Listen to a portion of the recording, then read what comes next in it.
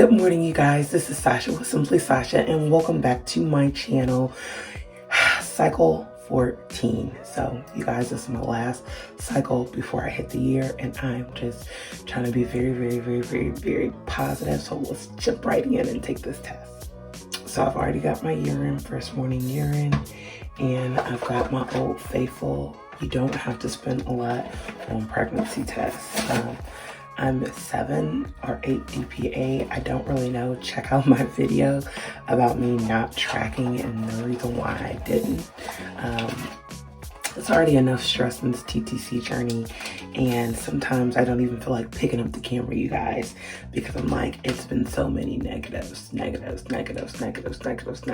some people keep track of how many negative tests they get. I do not, because I feel like it would just be a bummer. I can't do that to myself. But I'm ready. Excuse me. I'm ready, you guys. So, just like I did before, test has nothing in there. Do it this way. Get my little dropper right here, you guys.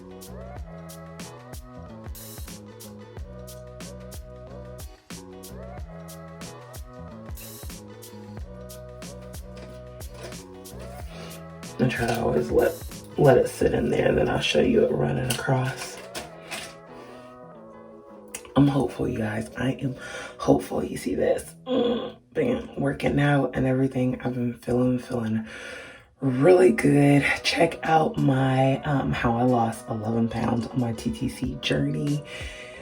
You guys, I'm trying to come strong, come positive. I've got vlogs. Just check it all out in the description.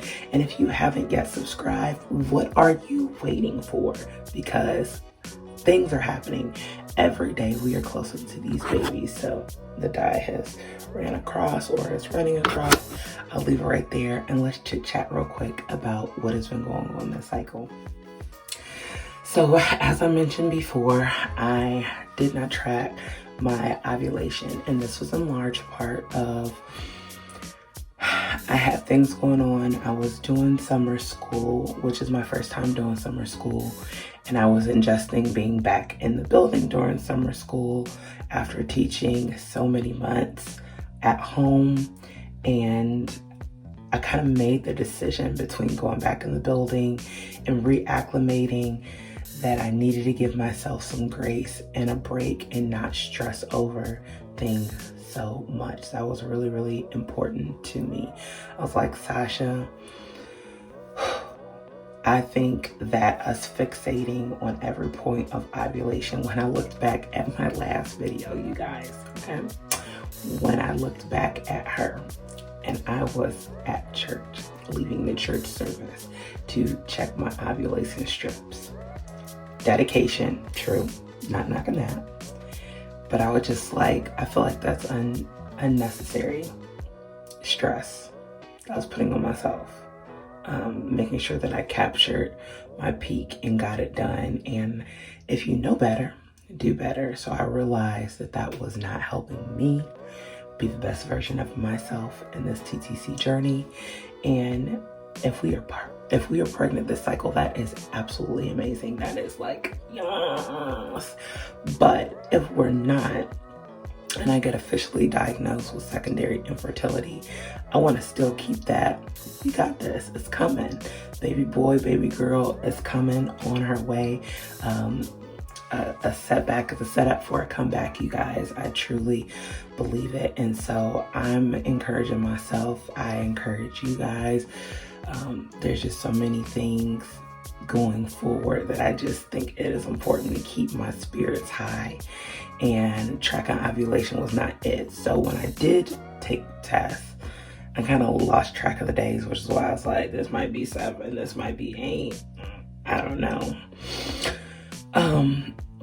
When I was looking, I was like, I think my ovulation might be coming. So when I took it, I took 2 ovulation tests, and one was like high at like 1.5, and the other one was like 0.5.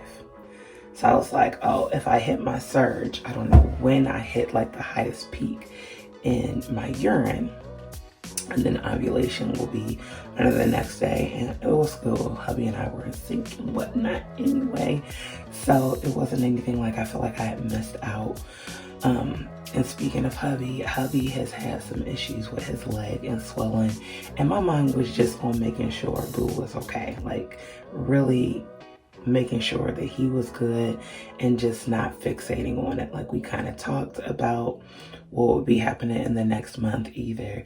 You know, we finally, after almost a whole year of trying, actively trying, like this is no joke, actively trying, we'll get pregnant or we gotta be like game ready. And so I've decided that I want to just shift my atmosphere, and even if this test is not saying that it is positive, my God has not told me that I'm not having another kid. Like, that's the reason why we didn't get my tubes tied. When we prayed about it, we both got individual confirmations that we would have another kid, and so my God has not told me no. So that just means we got some things that we gotta continue to work on. So when I see this test today, whole different kind of Sasha mentality. So all that to say, let's look at this test.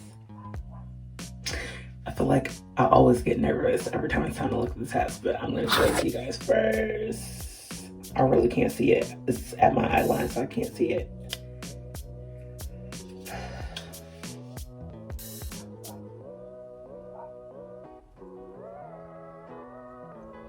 Not gonna say, as I said it in my last life, that when you see that there's nothing there, like, it drops your heart. It does drop like a whole life. But I could be 7 DPO, I could be 8. I've never had a positive that early for either one. And so click the subscribe button, you guys. Stay tuned for my next video. It's gonna be coming out probably in the next day or 2 or 3. I don't know, you guys. I might do like all 3 days. I don't know. This is going to be a testing cycle, so get ready. Hit that like, hit that subscribe. Join me. How are you guys doing? If you've been diagnosed with secondary infertility, what did you and your partner do? What are some conversations you kind of frame your mind around what you were asking the doctor for? I'm not claiming it, but I want to like mentally be prepared. Because right now, like, let me show you again. Like, nothing, which is okay.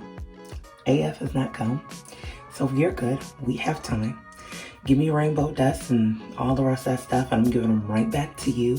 I hope you guys have a very blessed day, and I'll see you in the next one. Bye.